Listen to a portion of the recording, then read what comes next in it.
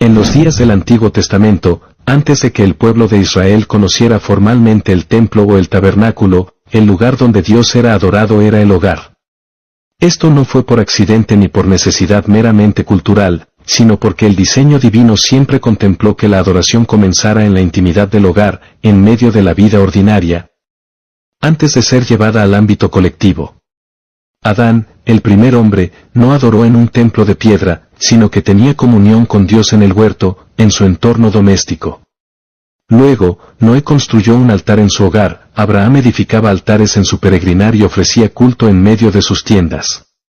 Todo esto señala que el hogar no es un simple lugar de descanso físico, sino el primer terreno sagrado donde Dios desea establecer su testimonio. En la perspectiva espiritual, como enseñaba Waxman Nee, el verdadero servicio a Dios no comienza en el púlpito ni en la plataforma pública, sino en el silencio de la vida hogareña. El altar no se edifica con ladrillos sino con obediencia, con corazones rendidos, con vidas vividas delante del rostro del Señor. En la carta a los Efesios capítulo 5 versículos 25 al 27, se nos muestra cómo el amor en el matrimonio debe reflejar el amor de Cristo por la Iglesia.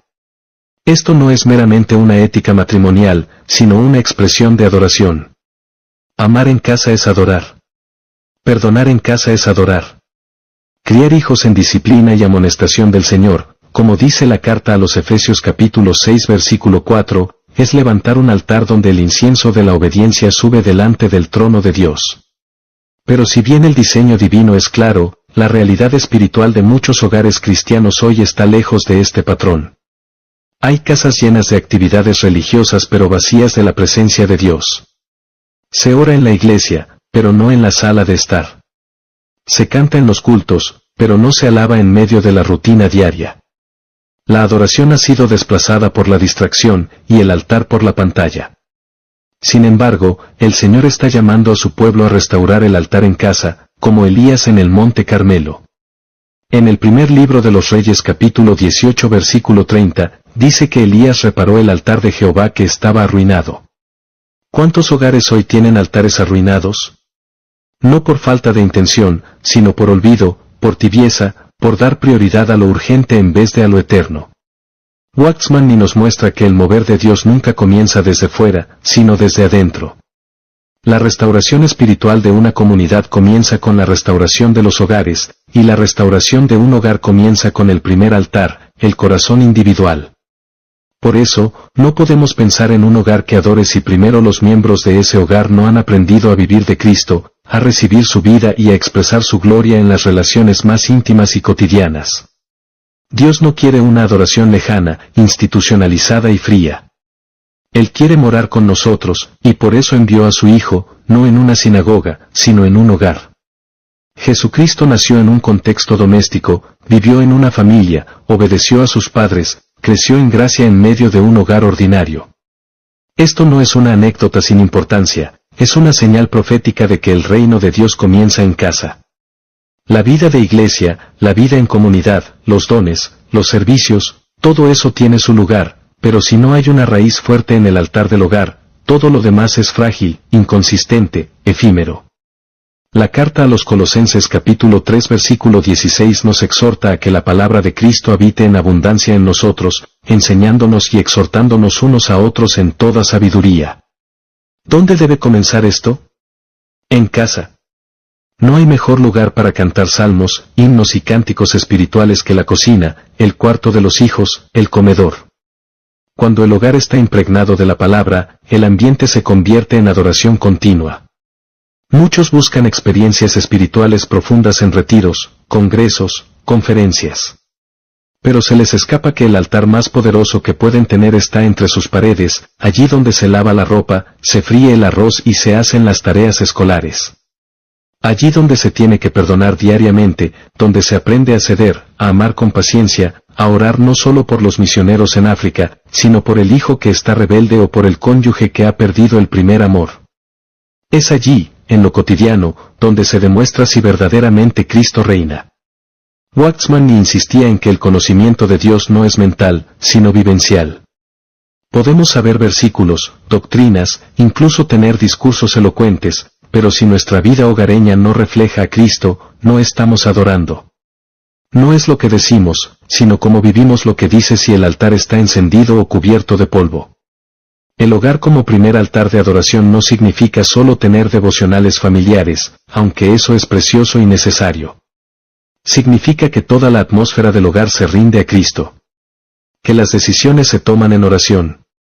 Que la economía del hogar se administra en comunión con el Señor. Que los hijos crecen viendo a sus padres amar a Dios más que al dinero, más que a las comodidades, más que a sus propias emociones. Significa que el gozo no depende de los bienes, sino de la presencia. Que la paz no se impone con gritos, sino que emana de corazones en reposo espiritual. Es en ese altar, invisible a los ojos del mundo, donde se gesta el verdadero poder espiritual. Cuando un hogar vive así, se convierte en una extensión del reino de los cielos. No hay espectáculo, no hay luces, no hay micrófonos, pero hay gloria. Hay una gloria que transforma el ambiente, que fortalece los corazones, que edifica a la iglesia incluso sin salir de casa. En la segunda carta a Timoteo capítulo 1 versículo 5, Pablo le dice a Timoteo que recuerda la fe no fingida que habitó primero en su abuela Loida y en su madre Eunice. ¿Dónde comenzó su preparación espiritual? En su hogar. Antes de ser un colaborador de Pablo, antes de predicar, antes de enseñar, fue formado en una atmósfera de fe familiar. Esto nos muestra que el hogar no solo es un altar para ofrecer adoración, sino un horno donde se forjan los siervos de Dios. Muchos buscan ser usados por el Señor, pero rehuyen el trabajo espiritual más profundo, ser transformados en casa. La vida hogareña no es un estorbo para la espiritualidad, es su laboratorio principal. Allí no se puede fingir, no se puede actuar. Lo que somos sale a la luz. Por eso, cuando el altar está encendido en casa, cuando la presencia de Dios es real en lo cotidiano, entonces la vida entera se convierte en culto. Como dice la carta a los Romanos capítulo 12 versículo 1, presentamos nuestros cuerpos en sacrificio vivo, santo, agradable a Dios, lo cual es nuestro culto racional. Esto incluye nuestro cuerpo cansado al final del día, nuestra boca que prefiere murmurar pero elige bendecir, nuestras manos que sirven sin que nadie lo note. Todo eso, vivido en casa, es adoración. ¿Deseas que tu hogar sea un altar? No esperes condiciones ideales. Comienza donde estás, con lo que tienes. No necesitas una atmósfera perfecta, sino un corazón rendido. Un corazón que diga, Señor, esta casa es tuya. Este matrimonio es tuyo. Estos hijos son tuyos. Esta cocina, este baño, esta cama, esta rutina, todo es tuyo. Entonces, el Señor tendrá lugar para su trono. Y donde Él reina, hay paz, hay justicia, hay gozo. Y ese altar encendido, aunque nadie lo vea, será más poderoso que 1000 reuniones donde solo hay apariencia. Cuando un hogar se convierte en altar, no solo se transforma internamente, sino que comienza a irradiar luz hacia afuera. No se necesita publicidad ni propaganda espiritual, porque lo auténtico siempre encuentra un canal para fluir. Waxman ni enseñaba que la vida cristiana no es tanto una cuestión de hacer, sino de ser. Por eso, un hogar que adora no necesita hablar demasiado, su testimonio se percibe en la atmósfera. La hospitalidad se convierte en ministerio, la mesa compartida se vuelve comunión, el tiempo junto se transforma en una oportunidad para revelar el carácter de Cristo. En el libro de los Hechos de los Apóstoles capítulo 2 versículo 46, leemos que los primeros cristianos perseveraban unánimes cada día en el templo, y partiendo el pan en las casas. Comían juntos con alegría y sencillez de corazón. El mover del Espíritu que comenzó en Pentecostés no quedó confinado al aposento alto, sino que descendió sobre los hogares, sobre la vida diaria. Y fue desde esas casas que el Evangelio conquistó imperios, no porque tuvieran estrategia, sino porque tenían realidad espiritual. Es importante entender que el altar del hogar no se mantiene automáticamente. Como cualquier fuego, requiere atención constante. El libro del Levítico capítulo 6 versículo 13 dice, el fuego arderá continuamente en el altar, no se apagará. Esto es una figura del altar espiritual, si no se alimenta, se enfría. Muchas veces esperamos que Dios se manifieste en medio de nuestra pasividad, pero Él desea coparticipación. Quiere que preparemos la leña, que limpiemos las cenizas, que traigamos los sacrificios de alabanza. El libro de Hebreos capítulo 13 versículo 15 nos llama a ofrecer siempre a Dios, por medio de Jesús, sacrificio de alabanza, es decir, fruto de labios que confiesan su nombre. Y esto debe comenzar en el lugar donde más se prueba nuestra lengua, en casa. En medio del estrés, de los desacuerdos, de las tareas rutinarias, allí es donde el altar se prueba. Cuando elegimos bendecir en lugar de maldecir, agradecer en lugar de quejarnos, orar en vez de discutir, entonces el altar se mantiene encendido y Dios se agrada. No hay altar sin sacrificio. Y en el contexto del hogar, los sacrificios no son animales ni rituales, sino decisiones diarias que cuestan. Sacrificio es callar cuando tienes razón, servir sin reconocimiento, renunciar a tu comodidad para edificar al otro. El amor de primera carta a los Corintios capítulo 13, ese que es sufrido, benigno, que no busca lo suyo, no es idealismo romántico, es la vida de Cristo manifestándose en lo práctico. Es el altar en acción. Es el fuego purificador que quema el ego, que transforma las intenciones, que convierte una casa común en un santuario. Por eso, la adoración en el hogar no es opcional ni secundaria, es esencial. Es la base que sostiene cualquier ministerio público, cualquier servicio externo, cualquier liderazgo espiritual. Un líder que no adora en casa, está edificado sobre arena. Pero una madre que ora mientras cocina, un padre que ora con sus hijos, una familia que se une para buscar al Señor, están edificando sobre roca. El altar familiar también es un refugio espiritual. En un mundo saturado de ruido, de caos, de ideologías que desvían, el hogar puede ser un lugar de paz donde la verdad de Dios se respira como el aire. No se trata de tener un ambiente perfecto, sino uno consagrado. Que en medio de los juguetes en el piso, de los platos sucios y del cansancio acumulado, haya una conciencia continua de que Dios habita allí. Cuando los hijos crecen en un ambiente así, no solo reciben información bíblica, sino una impronta espiritual profunda. Aprenden a amar a Dios no solo por lo que oyen en la iglesia, sino por lo que viven día tras día. Ven a sus padres perdonar, orar, confiar, servir. Y esa experiencia, más que 1000 clases, forma su carácter. El libro de los Proverbios capítulo 22 versículo 6 nos exhorta, instruye al niño en su camino, y aun cuando fuere viejo no se apartará de él.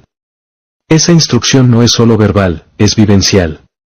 Se transmite por lo que se vive, no solo por lo que se dice. Un hogar que adora también es una trinchera espiritual. Porque allí se libran las batallas más intensas. El enemigo sabe que si destruye el altar del hogar, debilita toda la estructura espiritual. Por eso hay tantos ataques contra la unidad familiar, contra el tiempo juntos, contra la prioridad espiritual. El sistema del mundo ha orquestado un estilo de vida que separa, que fragmenta, que aísla. Pero la adoración en el hogar restaura, une, reconcilia. No importa si el esposo y la esposa tienen personalidades diferentes, si los hijos están en etapas difíciles, si hay luchas económicas o cansancio emocional. Si hay altar, hay fuego. Si hay fuego, hay vida. Y si hay vida, hay victoria. Porque donde 2 o 3 se reúnen en su nombre, allí está Él. No importa cuán pequeña sea la familia, ni cuán limitado sea el espacio. Lo que importa es que haya corazones rendidos, dispuestos a hacer del hogar un lugar santo. Por eso, hoy más que nunca, el Señor llama a su pueblo a restaurar los altares familiares. No con fórmulas ni métodos, sino con entrega genuina. No con estructuras externas, sino con una vida escondida en Cristo. Que cada comida compartida sea una oportunidad para agradecer. Que cada dificultad sea una puerta para orar. Que cada momento juntos sea redimido como adoración. Porque el hogar no es solo el lugar donde vivimos, sino el primer campo donde se expresa el reino de Dios. Y cuando ese reino gobierna la casa, entonces desde allí puede extenderse a la iglesia, a la comunidad, a las naciones. Pero todo comienza en el altar. Y el altar comienza en el corazón. Cuando un altar es erigido en el hogar, se establece una línea de defensa invisible que afecta incluso el entorno espiritual que lo rodea. No se trata solo de protección emocional o moral, sino de una cobertura real, activa, una atmósfera de gobierno espiritual. Waxman explicó con claridad que todo lo que sucede en lo visible tiene su origen en lo invisible. Así, cuando un hogar se entrega a la adoración genuina, no solo está edificando algo para su propio beneficio, sino que se convierte en una base para el mover de Dios en su ciudad, en su nación. No es casualidad que muchos de los movimientos espirituales más poderosos nacieron en hogares sencillos, en reuniones pequeñas donde la presencia del Señor era el centro. No es el tamaño de la casa, ni la cantidad de asistentes lo que determina el peso espiritual, sino la realidad de Cristo en medio. En este sentido, el hogar como altar es también un lugar de gobierno espiritual. Es allí donde se disciernen tiempos, donde se gestan decisiones, donde se vence al enemigo en oración antes de enfrentarlo en acción. En el Evangelio según Mateo capítulo 6 versículo 6, el Señor Jesús instruyó, mas tú, cuando ores, entra en tu aposento, y cerrada la puerta, ora a tu Padre que está en secreto. Y tu Padre que ve en lo secreto te recompensará en público. Esa oración en secreto, muchas veces en medio de las tareas del hogar, tiene más peso eterno que cualquier acto religioso en público sin vida interna. Es en el hogar donde se forma el carácter, donde se somete el alma, donde se aprende a obedecer en lo cotidiano. Y es precisamente allí donde el Señor encuentra los vasos adecuados para confiarles más de su autoridad. Pero también debemos reconocer que muchos hogares cristianos han perdido esa función sacerdotal. Se ha reemplazado el altar por la pantalla, el tiempo con Dios por las urgencias del día, la oración por el entretenimiento. Hay una apatía espiritual que ha adormecido a muchos creyentes, haciéndoles pensar que la adoración es algo reservado para el domingo, o para los momentos espirituales. Sin embargo, el llamado del Señor es radical: sed santos en toda vuestra manera de vivir, dice la primera carta de Pedro capítulo 1 versículo 15. Toda nuestra vida, y especialmente la vida en casa, debe ser una extensión de nuestro sacerdocio. Porque es en lo privado donde se prueba lo genuino. Es fácil levantar las manos en la congregación, lo difícil es mantener el espíritu manso cuando hay tensión en el hogar. Es fácil predicar con fervor, lo difícil es vivir con paciencia. Por eso, el Señor está restaurando en estos días el entendimiento del hogar como su primer altar. No para crear presión o culpa, sino para traer de vuelta la dignidad espiritual del entorno familiar. Para que las madres comprendan que su servicio es un ministerio. Para que los padres vean su paternidad como un reflejo del Padre Celestial. Para que los hijos aprendan que la obediencia y la honra no son reglas impuestas, sino parte de un diseño divino para bendecir.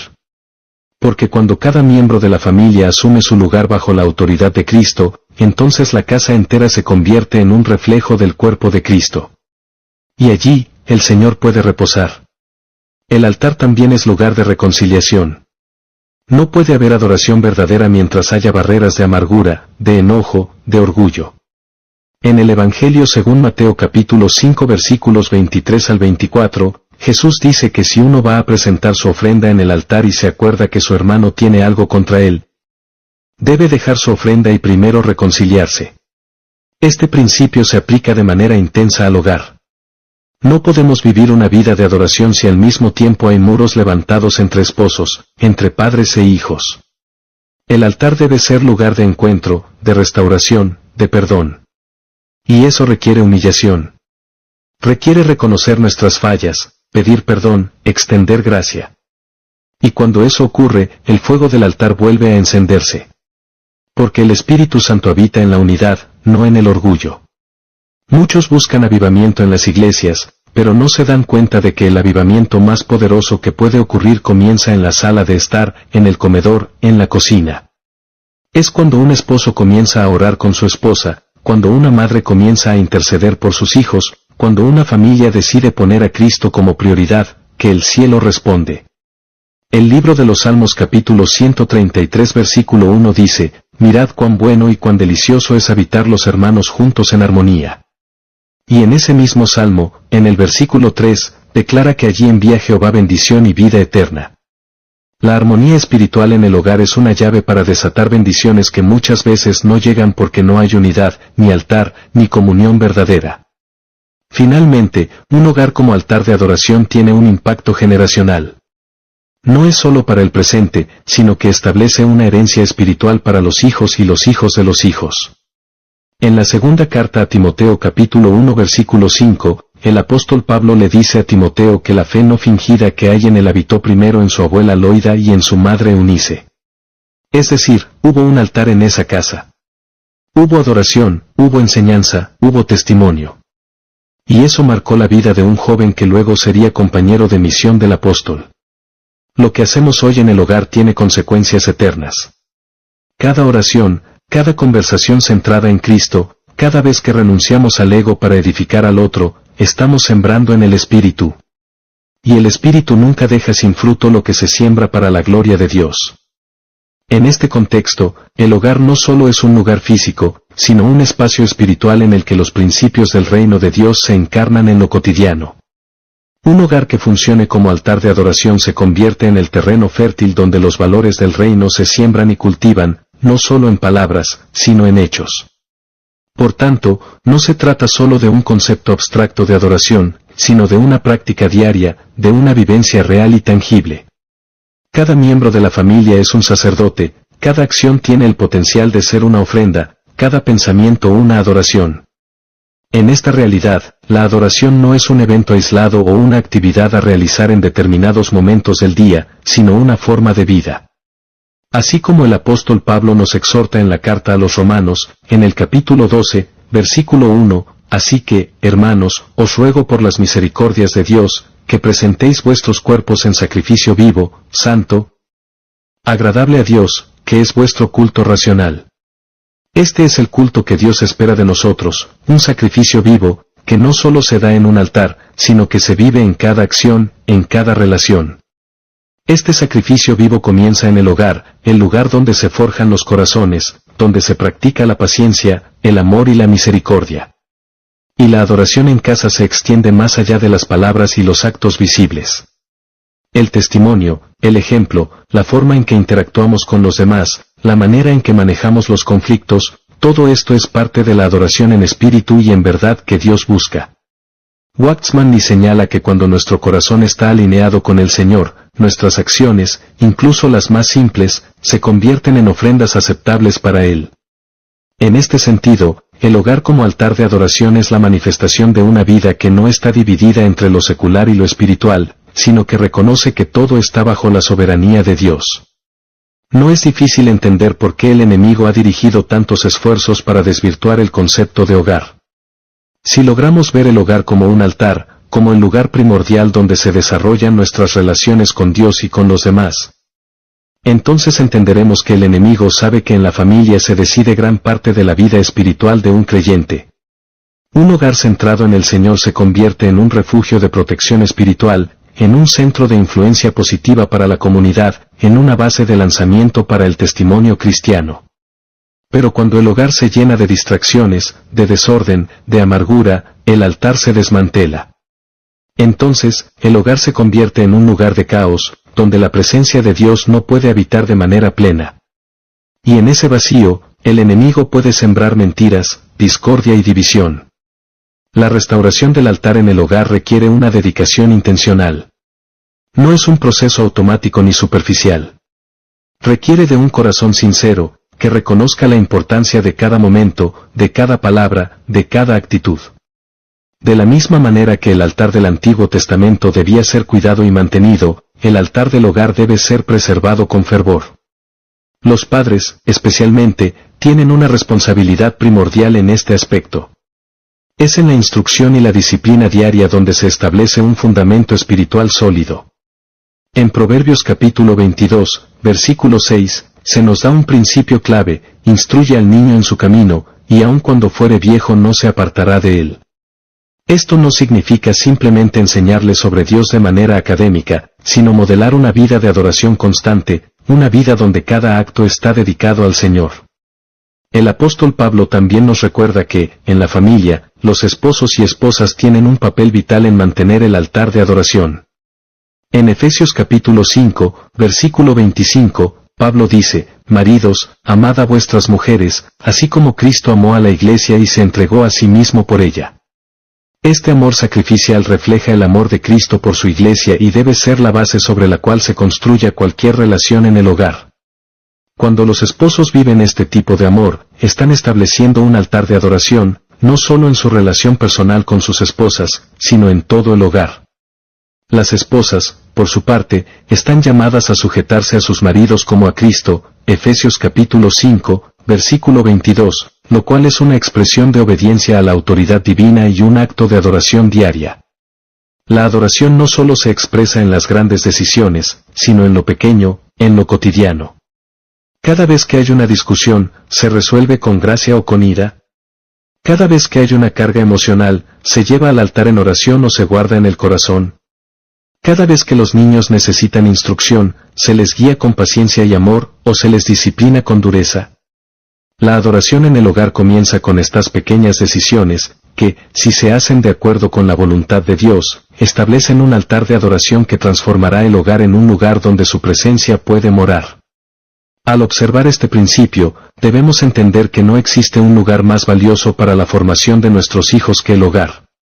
La escuela, la iglesia, incluso las actividades extracurriculares pueden ser importantes, pero es en el hogar donde se cultiva la verdadera vida cristiana.